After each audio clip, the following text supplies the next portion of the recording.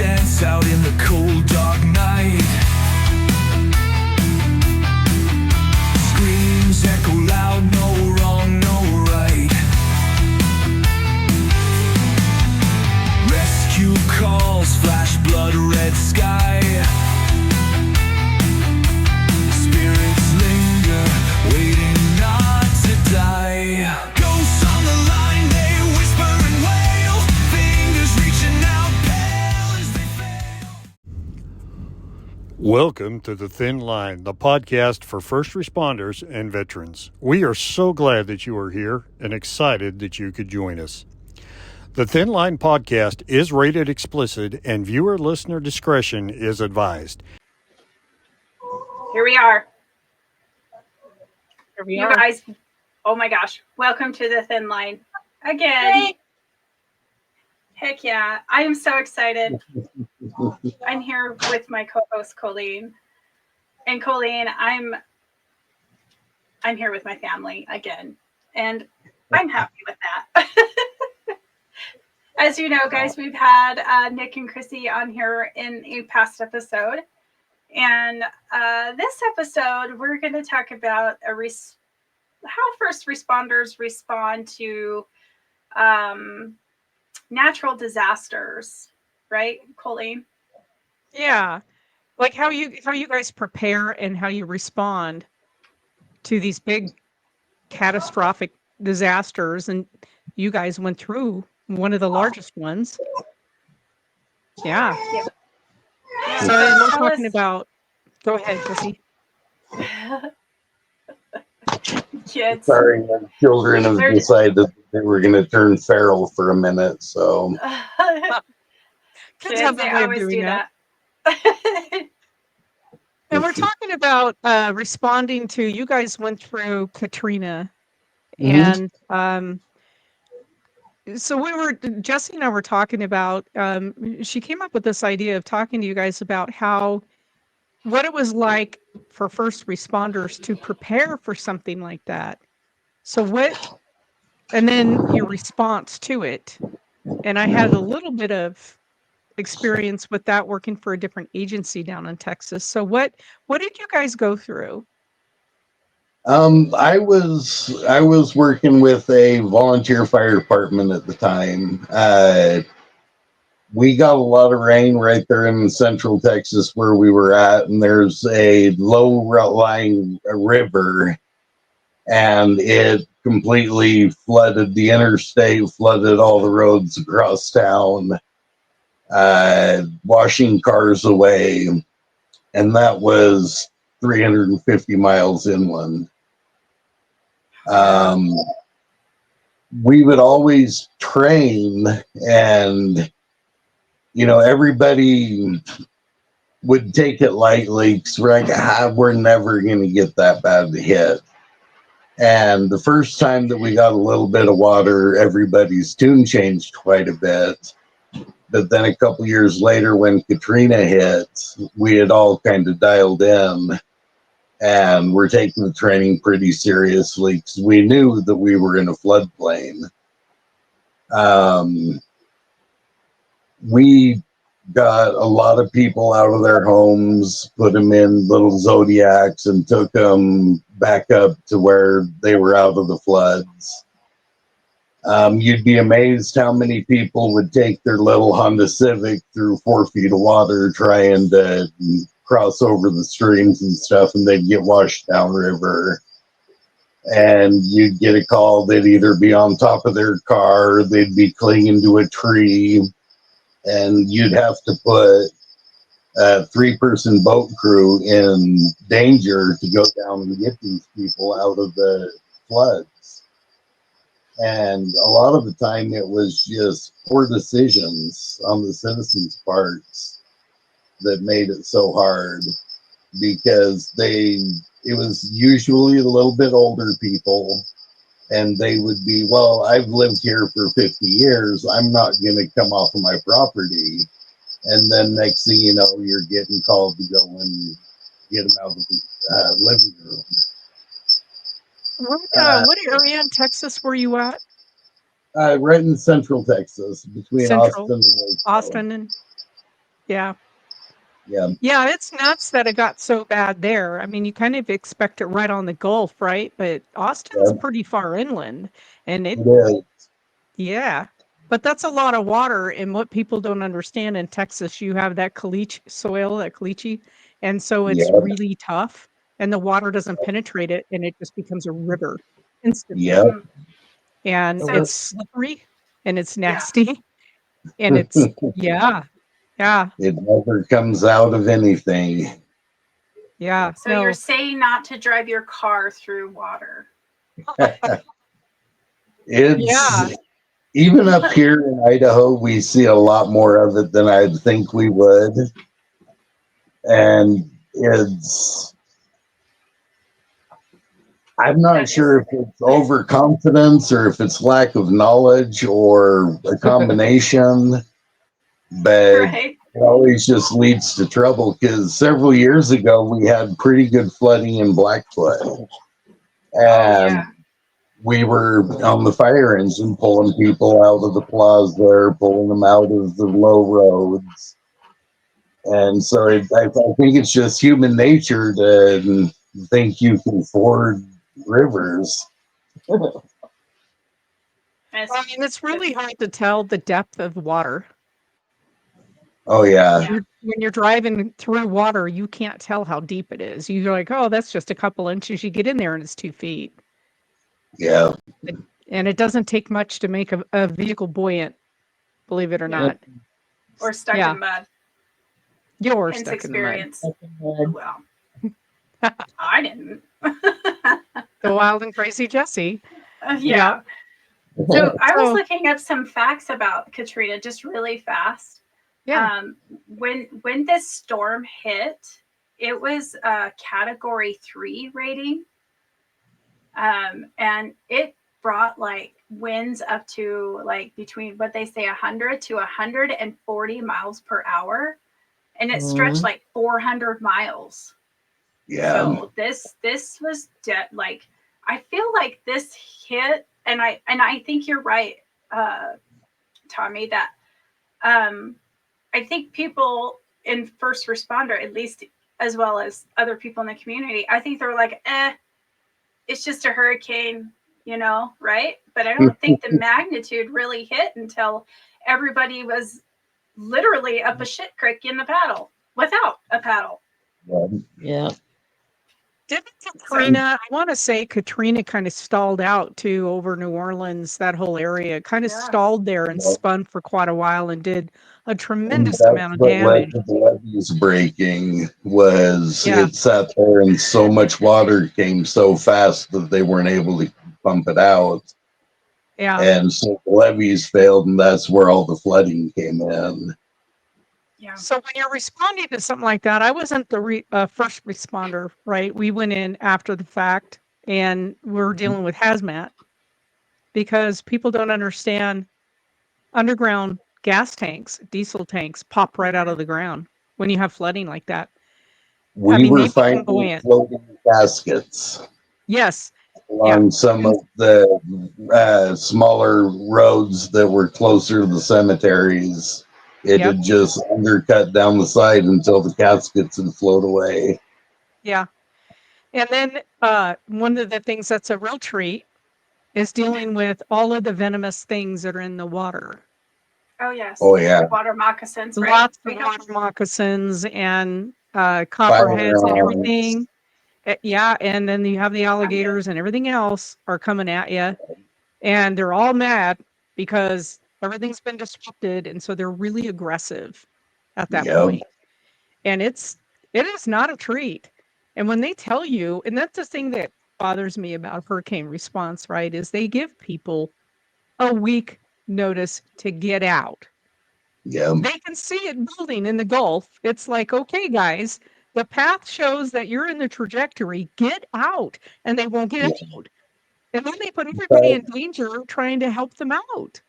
When you go every year, every other year being told, look, there's a hurricane coming, you start to get a little bit of complacency built up. You know, I made it through the last 3 hurricanes. This one's going to be a little worse. It'll be fine. and then they felt water coming through their windows, and they're on their roof waiting for a helicopter. Yeah. On top of their house. Yeah. Or in their Honda Civic on top of the house. On top of the Civic. Yeah. I remember the images of Katrina, of people sitting on their rooftops, hoping that it would stop rising because it was terrific. Mhm. The amount of water that came with that hurricane. And we've had plenty of hurricanes since then, but Katrina was kind of one that's stuck in a lot of people's minds because of the amount of damage. Yeah. Yeah, because Houston got hit, 2 or 3 years after Katrina? Yep. Is that It was it wasn't I don't Hugo. remember which one it was. I don't remember the name of it, but they were hit again. Yeah. Houston was underwater. It was Yep. so bad. And Yep. they were I went being to transported to Temple like Katrina was. I was in Galveston not too long after Katrina for work, and I couldn't believe how bad the island or that Galveston, I guess it's an island, right? It's Yeah. not a peninsula. I think it is an island, but it was just about obliterated. They were still trying to rebuild the beaches. It was Oh, Yeah. buildings, hotels underwater. It was just terrible. Yeah. Yeah. What Let's see, when you go a little bit further south in the Gulf on Texas's side, there's a place called Port Aransas. I used to go there quite a bit. It was a beautiful little island. I noticed my second time there that all of the buildings were made of concrete, the inner walls, outer walls. And it was because when the floods had come, once the flood left, they'd dry everything out, put new carpet and electrical in, Mhm. and they just go back to business as normal.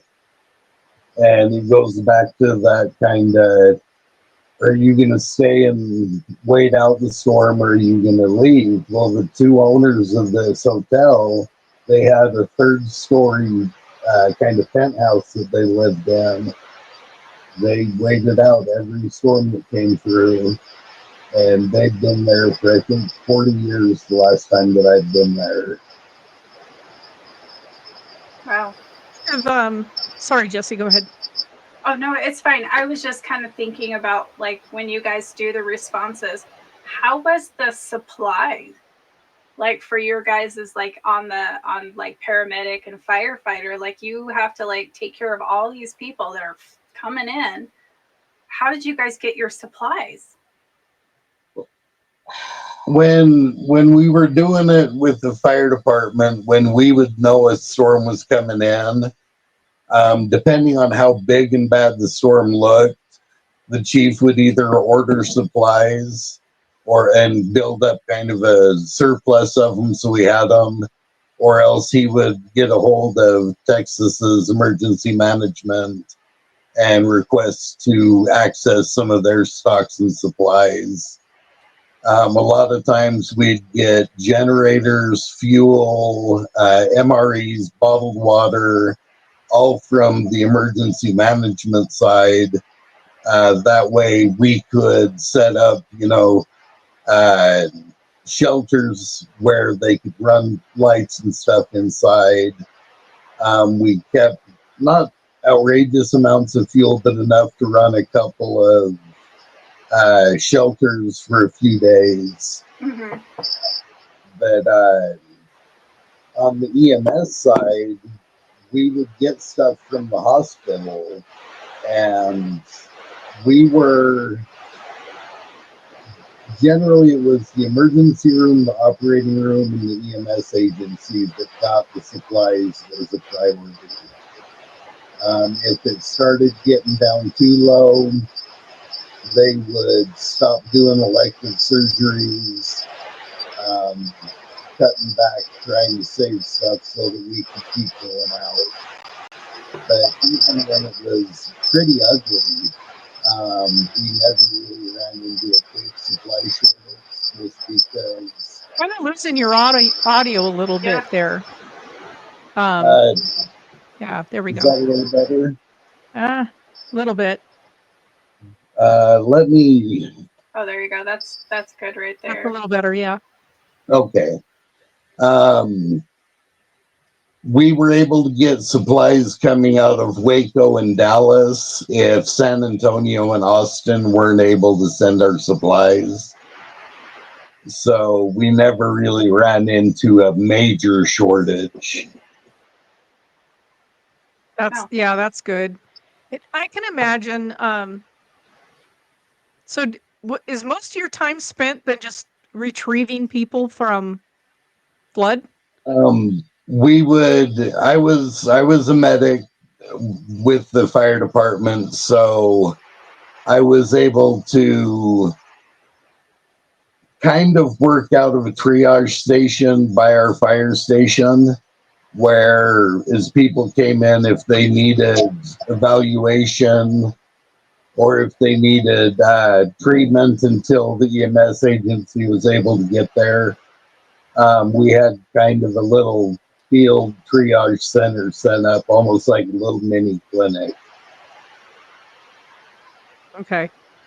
Yeah. oops.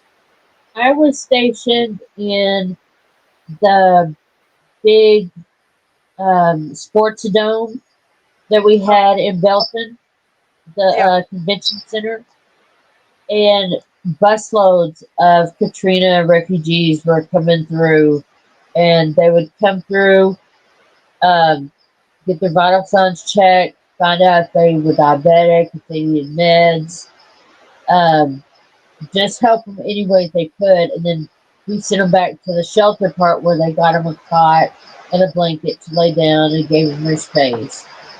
Yeah. So I That's would say there tough. was a lot of energy, like um, like people who are being displaced because they've lost everything they know. And you Mhm. were saying how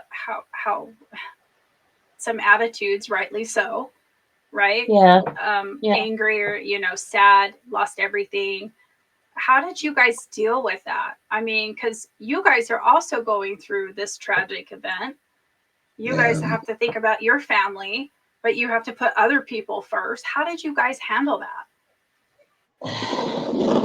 It was hard because where I lived, it was also a dip in the highway, and it flooded all the way up to the bridge, which was what 20 something feet, and it flooded that bridge, and it was flooding my home, which was up on stilts as it was, and I was worried Mm-hmm. about what I was going to go home to, and some of the refugees coming in were just rude. They were so Yeah. rude, and I understood that they're being displaced, that this was hard on them, just like it's hard on us. But you just kind of let it roll off your back. When you're in EMS or fire, you can't have a thin skin. Yeah. Well, and that's what the fires that just went through Los Angeles, or was that, yeah, LA County. And Yeah, they were talking about the firefighters down there. They're losing their homes too, and they're still out there Mm-hmm. battling blazes. I mean, yeah, and we've had that happen here in Pocatello when the Charlotte fire hit. Oh yeah. We had That's firefighters out yeah. there, and they've just lost their home, and they have to keep working.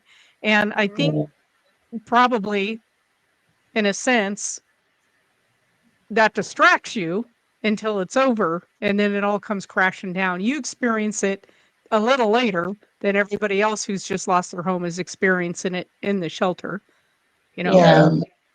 because you're distracted, you're busy, you got to keep pushing through it, and then yeah. afterwards you can fall apart. And I think that's what a lot of people do. But I wondered, just a question I have, how many snake bites do you deal with during something like that? Or We didn't have any, really? not a single one. No. So And there my was there was a lot of snakes in our area. Oh God.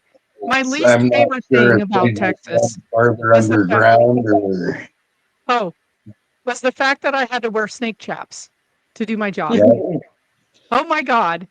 Yeah, Kevlar snake chaps all the way up to my waist because of the Yeah. rattlesnake bites, that the strikes that we would get doing anything that we had to do. And it just freaked me out. And I'm thinking the whole time, God, because you can see water moccasins and copperheads and everything and swimming, right? Oh And yeah. you're like, oh my God, I need snake bites. I can't. Ugh. I still have nightmares about snakes. I Can't do it. my thing is with spiders. I can't. So there's Mine's with you, Jess. They probably climbed the trees and were hanging up there. Probably like Australia 5.0.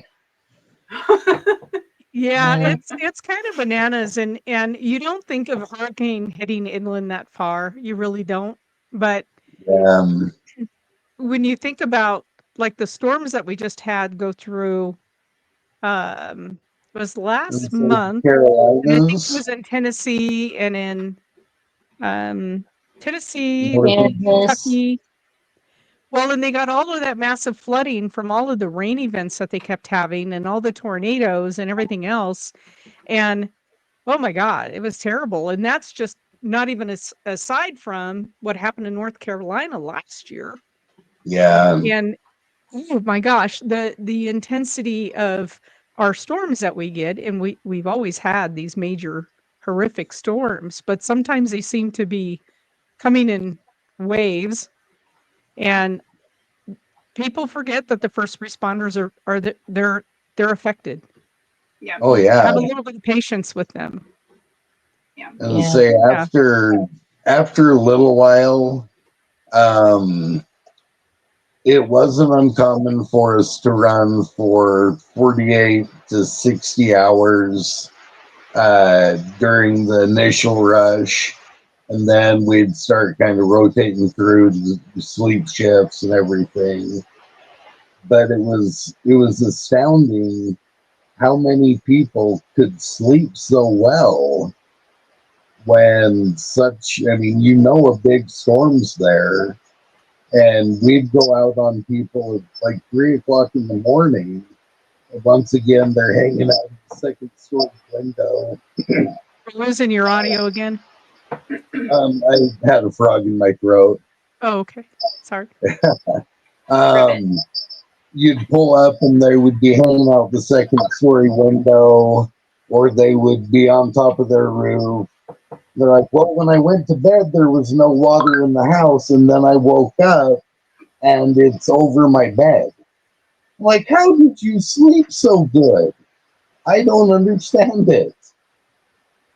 I don't even know. Like even now I think about those people in Nebraska with the E4 tornadoes going on right now.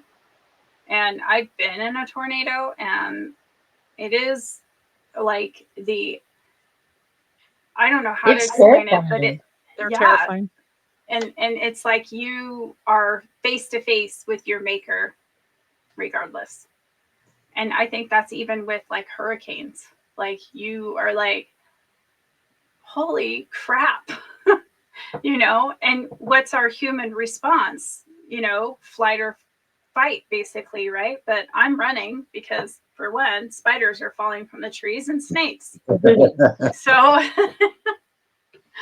but I mean, it's just Yeah. like, I commend you guys for staying there, and as well as, even like the law enforcement, and weren't the military called down too, because trying to get everybody in this area.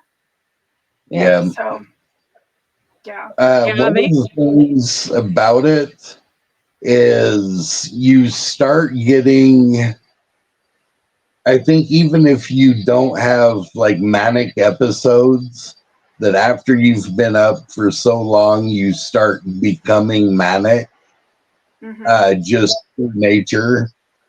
It was astounding after, 36 hours of running our tails off, it would just start being funny. Like, oh, okay, we've got 4 more calls pending. We're not going to rest for another 8 hours.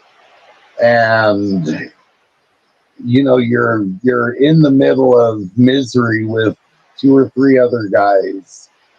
And they throw the word trauma bond around, but it's amazing how many first responders Even if, like, going from Blackfoot to Boise, that's about 4 hours north of us. We would go up there, and the firefighters there would treat us just like we did. And so, the same thing that happened down in Texas. We would get firefighters from other agencies that would come in. You know, I'm here, I've been sent away as a refugee from New Orleans. I'm a paramedic, how can I help you? And we give those guys a job to try and help keep them busy and help them feel useful. And, you know, their families would be at the firehouse with our families. Just a giant family. Hey, Tommy, can you fix your audio a little bit? Something's going crazy. I don't know what's going on. It's like wind. That's weird. Can you flip off the fan? I don't I think don't my think it's ceiling fan wind. is doing it. It's just like wind. It's weird. We're talking about hurricanes and we're getting wind. Yeah, there's no wind in here. I've got my ceiling fan on low. Yeah, I don't think that would do anything, but okay, weird. Right? Okay. You were talking about the trauma bonding, and I mean that's a Mhm. real thing, right? And It people do is. that, and you got to wonder how many. I mean, in this line of work that you guys were in, honestly, you just kind of go home, get some sleep, get up, and do it again. It's just you just deal. And did it ever like hit you later, everything that you saw with going through these natural? No, you just get up and do it again, right? You just learn to compartmentalize it. Yep. Yeah. And then, you know, 10, 15 years later, it decides to come back and rear its head. And you get to start trying to deal with it and the other 300 compartmentalizations that you've made. Your box can only get so full before it needs attention paid to it. Yeah. It's My kind of like dad, Ace I asked Ventura him. in the box coming out, Yeah. you know, with the I asked tutu. my dad how he compartmentalized stuff, and he described it as a filing cabinet, and he had a Yeah. drawer for you know, uh, the war, and a drawer for this when he was a cop, and a drawer for that when he was a search and rescue pilot, and all of these drawers. And you just shut that drawer. And then every once in a while you open it and you take out a memory and you think about it and then you put it back. And he was really Yeah. good at being able to do that. But that's not so easy for a lot of people to do. Oh, yeah. I'm one of the lucky ones. I don't remember the traumas. I don't remember the lights. I don't remember the sirens. I don't remember the blood. Any stuff like that. But there's cases that have bothered me, but the other stuff it just rolls off my back. Yeah. Yeah. Do you think that's just how you deal with things, and then Tommy has a different way of dealing with things? Yeah. And I know we talked about it before. It's awesome that you guys have that support with each other and worked in the same, Field. everything. Same ambulance. Yeah, and look what happened. I know, Right? I was reading an interesting article on how the brain deals with trauma, and even the loss of somebody maybe who was not the nicest person. Let's say you're married to somebody who treated you very poorly, maybe very abusively, right? And Yeah. it's interesting how the brain protects the living. And so pretty soon you forget all of the nasty things that this person did to you, and you start bringing back only the loving memories, only the happy, fun time memories, because the brain doesn't want it doesn't want to go back there. It doesn't want to relive anything negative. So all of a sudden, everybody was like, "Oh, they lit up the room when they walked in," and then the rest of your friends are going, "Are you crazy? Do you not remember what this person did to you?" But that's our brain and the capacity it has to protect ourselves. It's Yeah. a healing mechanism it has emotionally. It's pretty interesting. I think it's like a survival mode is what we do. I mean, if you really think about it, you know, unfortunately, there's the childhood trauma of abuse, right? And statistically, the child or even adult will take that memory and they'll lock it away, if you will, and they never think about it again until something triggers them. Mhm. And you know, with that, they'll be like, "Oh, I don't remember that." But if they say did like a treatment of hypnosis, right? And then all of a sudden, all these memories that they've never remembered in their entire life come to fruition, and they're like, "I don't remember that." Mhm. It's crazy how our brain can do that. Right. It is. You look at, amnesia that's induced by trauma, or else you can have time dilation where, 30 seconds seems like an hour. And you run into that a lot with people who've both called 911, waiting for the ambulance to get there, waiting for the police to get there. The 3 minute response time can seem forever. Mhm. And you run into the same thing as a paramedic. You start running into uh, every 2 minutes you're supposed to stop CPR and check for a pulse and check the heart rhythm. And that 2 minutes, in one instant, it can seem like it's taking forever. Getting between those CPR rounds, you've got chaos going around during this cardiac arrest, and you're waiting 2 minutes to do your next round of drugs and everything like that. Well, you can run into that same problem for the time dilation for the first responders, or I know first responders who've been on calls that weren't able to write the report because they honestly could not remember the event. Yeah. Oh, wow. Yep. Yeah. Wow. That's Yeah. actually really, that's something when you think about it. They were just there in the moment. It should be front and center. But that's how fast we can push things back, huh?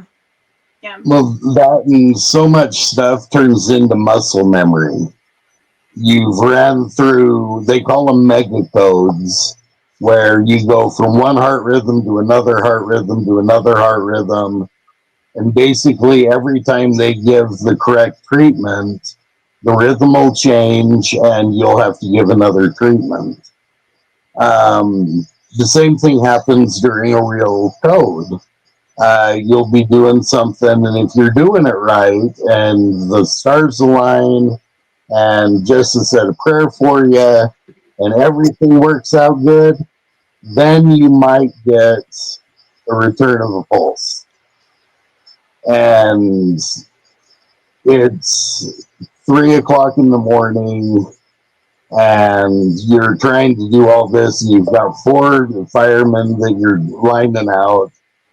It gets super emotional sometimes. We came back from calls and done kind of shift debriefings, and I've seen guys completely lose their composure and meltdown, breakdown, leave the shift, not come back ever. Wow. And it's just because they hit their limit. A really good advanced fireman that I had in Blackfoot, he had been doing it forever. He did it in the Air National Guard as a airman, and he had been doing it forever. I came to work one day. We ran on the call, and he's like, "I don't know if I can do this anymore."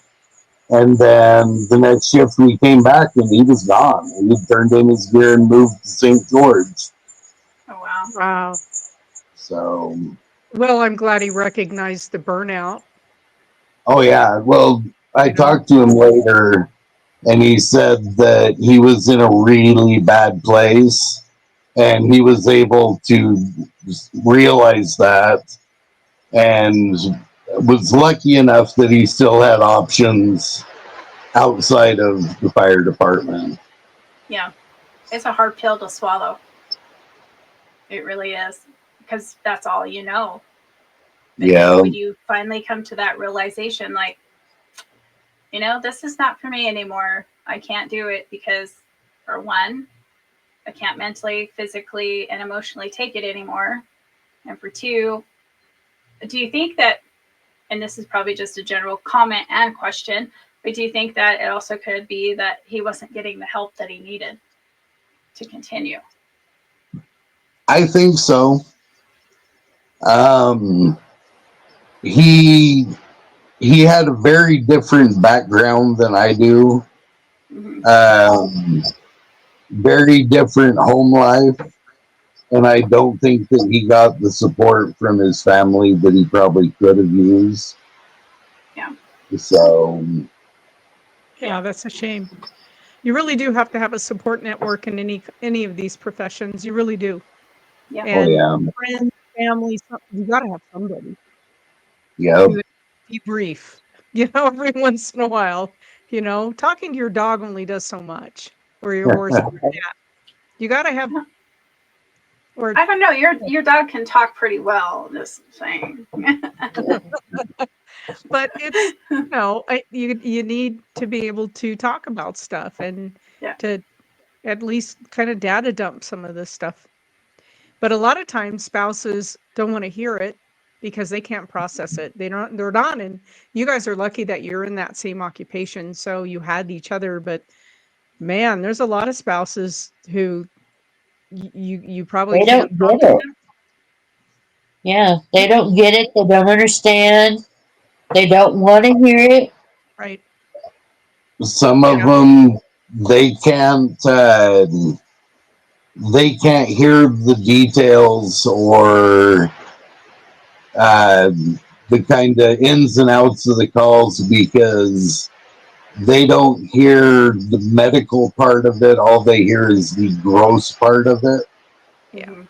And so I got really lucky. There would be calls that I would run that I would do everything just right, and it would have a negative outcome. I'd come home and I'd talk to her and be like, "Look, I did this, I did this, I did this. This is what happened. This is what happened. What did I do wrong?"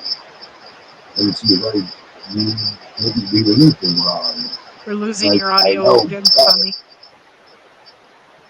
Yeah. I don't know what's going on with it because I'm Yeah. not doing That's weird. anything.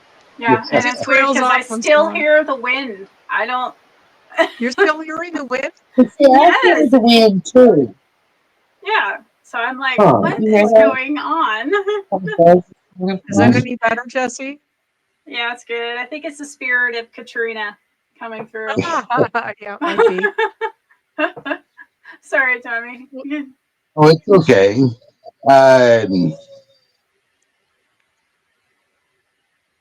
I don't remember. We were talking about how you would come home and let her know that you've done everything right, and you Oh still yeah. maybe did not have a good outcome, and yeah, It would take a lot of pressure off of me because I was a black cloud. I was a horrible, horrible, horrible person to have on your shift because you're going to do a lot of work with me. And I, this isn't a brag or anything, but I was the Grim Reaper of Blackfoot's Pediatrics when I was there. I had tons of drownings, tons of just bad kid calls.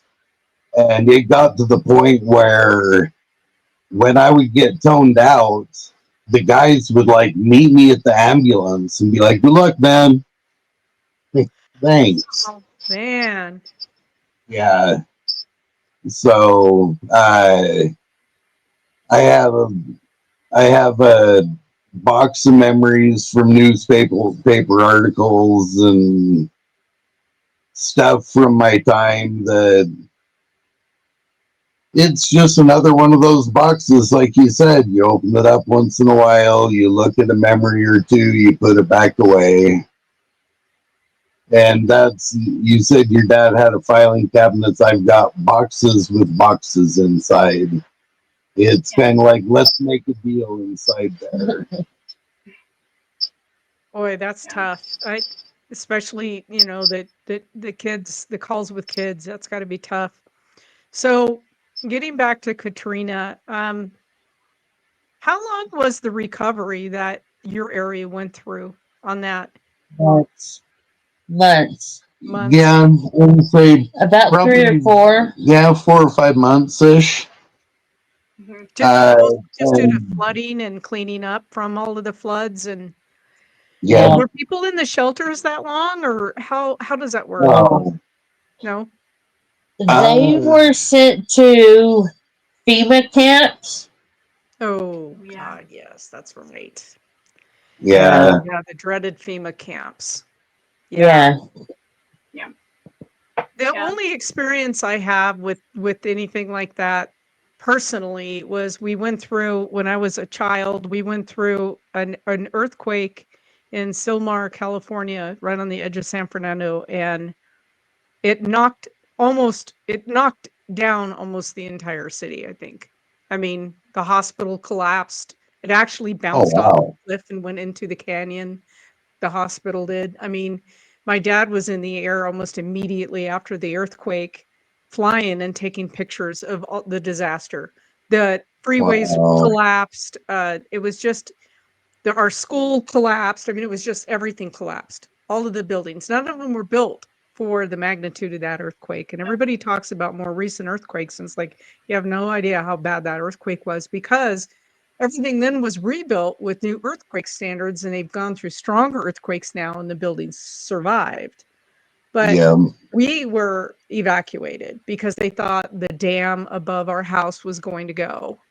And so a state dam, so they evacuated pretty much all of San Fernando Valley, most of Silmar, and because they thought the dam was going to break, because it was an earthen dam, and it was sprung up a bunch of leaks from the earthquake, and they went, "This is it." So thankfully, they got the Army Corps of Engineers in there, and they got it they got it shored up and fixed, right? So it didn't break, but we were evacuated for probably a solid like 9 days or so that I remember. It could have been more, but I remember like going through Red Cross food lines and stuff like that. And we went from like friends' houses every night from one house to another, but it was all Hollywood, and they were all affected by all of these that earthquake as well. And so it was just kind of, do you remember the old Exxon signs that had the tiger on the sign? Oh, yeah. Yeah. His paw was draped over the Exxon logo. I remember watching the Exxon station blow up in our town, and the sign just went straight up, and we all watched Tony the Tiger go. I was just going to say that. It was wild. And then my brother, I remember he was grounded like for life because he put a cherry bomb in the porta potty. My dad was so mad because like for every 2 blocks there was like one porta potty for months afterwards, right? Because everything wasn't up and running yet. And anyway, good times. But yeah, those being evacuated is incredibly stressful. Yeah. Incredibly. I can't even imagine. We had several people who refused to evacuate because the shelters wouldn't take their pets. Yep. If they had service animals, they would bring them, but they were trying to turn people away, even in New Orleans. at the buses. They're like, well, you can leave your dog here and it'll go to a shelter. They're like, no, this is, my dog. I'm not going to leave it here. Right. But that would result in them getting left behind from all the evacuations. Yeah. Yeah, it's tough, and I think I would be. I don't remember. I guess we did have to leave our pets, but I don't remember. I was too young, but I guess we did. My dad had a police dog at the time, so he probably came with us. But it it's really stressful, and I would be one of those people who'd be like, no. But then I would try to get everything out beforehand. With a hurricane, like I said, you have all this. You know, Yeah. you do have some Yeah. kind of warning. It's not like a tornado that just came through your neighborhood and ripped it up and left. It's Right. it's like, come on, And guys. it's not like you have to worry about going to work because your boss evacuated. Yeah. Yeah, You're like, yeah. It's I don't mean to sound heartless, but I've never understood uh not leaving in that kind of situation. I've been through forest fires and everything else where you leave because you can't outrun the wall of fire coming at you. So you do leave. You get out, But uh there was no warning on something like that. Tornadoes, no warning. I think my last weekend in Texas in San Angelo, I was out at the barn and I was trying to get horses in because of the bad weather. And in every direction I looked, I think we had 5 tornadoes on the ground at one time. We just thanks. turned in a circle and saw tornadoes in every direction. And I went, that's it. I'm out. Yeah. This weekend. I'm like, no. Yeah. Well, in So my And that's case, one I'm of the like, hey, things. I'm waiting to go home. Take me over the rainbow. yeah, That's one of the funny things that no one really thought of is that hurricanes would bring in unstable air, and we'd have an uptick in tornadoes, Yes. yep. because all of the super hydrated clouds and the instability. And we'd get a couple of either, twos and threes a lot of times, Yeah. big enough to let you know that you've been hit, but not big enough to destroy everything. Uh, we'd run Yeah. into those. I was sitting in my house in Temple, and the sirens started going off. So I got in my pickup and I drove the opposite direction out to where my horse was at. And as I was out there, I heard the sirens go off in that town. And shortly thereafter, I watched the 2-horse trailer fly over a barn as Oh I stood gosh. in this little tin horse shed. Uh, the horse freaked out. She kicked me. It was just a bad day for me. But that was one of the other things was you were talking about storms with no warning. People, even outside of the floodplain where we spent most of our time, driveways were still getting washed out, roads were getting washed out. We would have to go in, load somebody up in one of our, fire trucks or our pickups and drive them to where we could meet the ambulance because Grandpa has to have dialysis 3 times a week. He's missed it twice. He's taken on fluid. And so it's a legit medical emergency. And just the fact that we had to drive him 4 or 5 miles out of his driveway to where the ambulance could get to so that they could take him to the hospital for his now a medical emergency. And so we'd run into that quite a bit.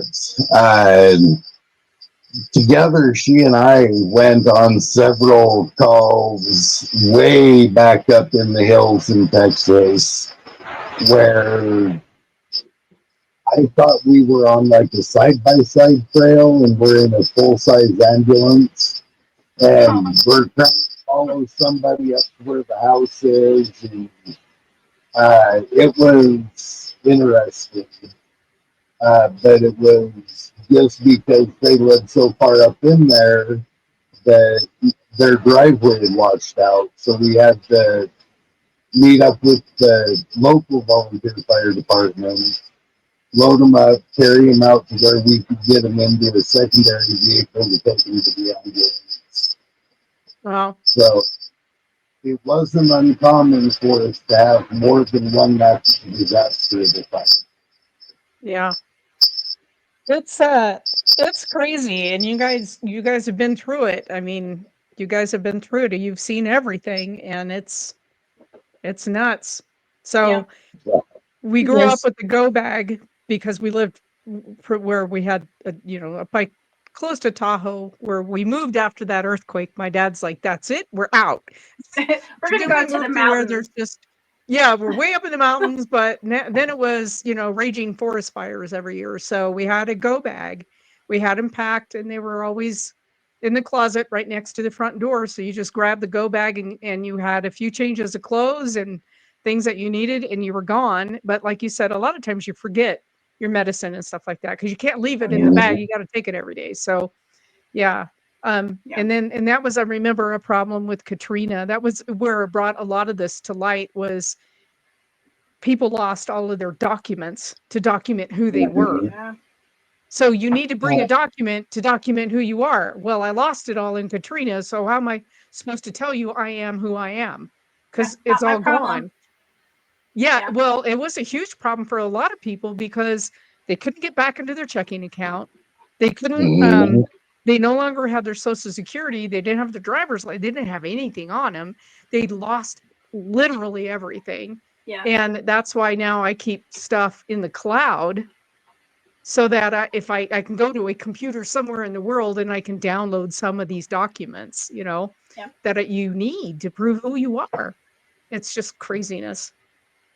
One thing that they taught us when I was leaving the military is you can put any document on record at the county courthouse. Yes, I did the same thing. And that's what I did with a couple of my things. I wish I had done it with more, but as we get a hold of each new document, we're going through and registering them Mm-hmm. just so that we don't have to wait 3 weeks for the next veteran certificate to come in Right. or anything like that. Yeah, that's a really good point you guys just made, that if you have a DD 214, if you have your divorce decree, that's already lodged at the courthouse, most likely, but if it's not where you are now, all of these documents that you need, you can file them, and they consider them personal, so they're not disclosed to the public. Yes. There's Privacy Act in Mhm. place, and so it's really, you go to the recorder's office, get these things recorded. They're there, then they're there.